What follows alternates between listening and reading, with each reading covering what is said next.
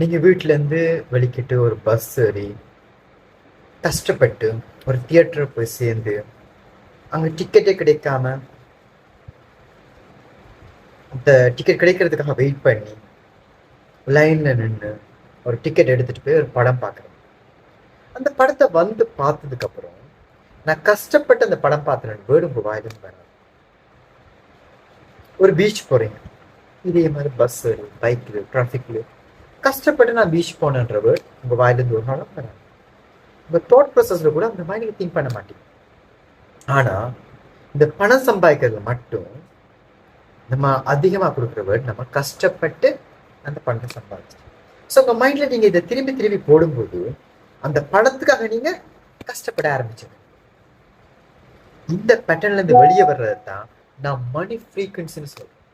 இந்த பேட்டர்ன்லேருந்து வெளியே வர்றது தான் உங்கள் பண அலைவரிசையை நீங்கள் சேஞ்ச் பண்ணுறேன்னு சொல்கிறேன். உங்களோட பண அலைவரிசை எப்படி இருக்குன்னா, இந்த பணத்துக்காக நான் கஷ்டப்படணும், சும்மா உட்காந்தா பணம் கிடைக்காது. அதுக்காக நான் ஏதோ ஒரு ஒர்க் கொடுக்க வேண்டியிருக்குது. அந்த ஒர்க் என்னோட தியாகத்திலும் என்னோட கடின உழைப்பிலும் வர வேண்டிய சொல்றதால அதுவும் ஓகே அப்படியே ஆகட்டும்ன்ற மாதிரி ஆயிடுது. ஸோ பணம் ஈர்ப்பதை ஒரு வேலையாக பார்க்காது, பொழுதுபோக்க பாருங்க. எப்படி தியேட்டருக்கு போறீங்க, எப்படி ஒரு பார்க்குக்கு போறீங்க, எப்படி பீச்சுக்கு போறீங்க, எப்படி உங்களுக்கு ஒரு பிடிச்ச விஷயத்த செய்யறீங்களோ அது மாதிரி இந்த பணம் சம்பாதிக்க செய்யும் போது அது உங்களுக்கு வேற மாதிரி ரிசல்ட்ஸை கொண்டு வரும். இப்ப நீங்க பணத்தை ஒரு கண்ணை மூடி ஒரு நிமிஷம் படத்தை சிந்திங்கன்னு சொன்னேன்னா, நீங்க கண்ணை மூடி சிந்திக்கும் போது பணத்தை எப்படி சிந்திப்பீங்க?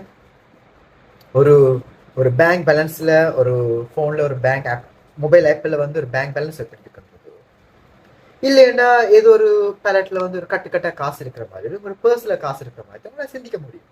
இதுதான் பணத்தை பௌதிக பொருளாக பார்க்கறது.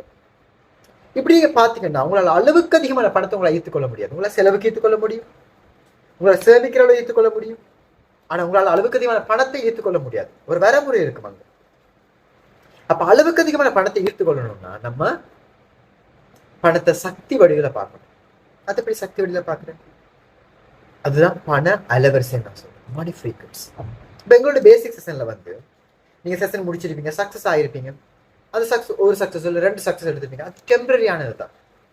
அந்த சக்சஸை கொண்டு போக உங்களுக்கு தெரிஞ்சிருக்கும். பிஎம்எக்ஸோட பேசிக் செஷன் எடுத்த பிறகு ஒரு லிமிட் வரைக்கும் உங்களுக்கு பணம் வரும், சக்சஸ் ஆகிருப்பீங்க. இதுக்கு 1000 பேர் வந்தீங்கன்னா 1000 பேர் சக்சஸ் ஆகிருக்கீங்க. ஆனால் அதை அதுக்கு மேலே கொண்டு போக தெரிஞ்சிருக்கணும். அதுக்கு தான் இந்த மணி ஃப்ரீக்வன்சி கண்டிப்பாக தேவை. ஏன்னா பணத்தை ஒரு அளவுக்கு மேலே எடுக்கும் போதே பணம் உங்களுக்கு பணமோட வராம அது சில பிரச்சனைகளை கொண்டு வந்துடும். ஒரு 25 லட்சம் ரூபாய்க்கான ப்ரொஜெக்ட் உங்களுக்கு வரும்போதே, இவ்வளவு பெரிய ப்ரொஜெக்ட் நான் ஹேண்டில் பண்றேன், நான் பணக்காரன் நீங்க நம்ப ஆரம்பிக்கும் போதே பணம் உங்களுக்கு எந்த வகையான பிரச்சனைகளை கொண்டு வரும்னா, பணக்காரங்களை இருக்கவங்க சந்தோஷமா இருக்க மாட்டாங்க, பணக்காரன் நான் இருக்கேன்னா எனக்கு சம் ஹெல்த் இஷ்யூஸ் வரும்.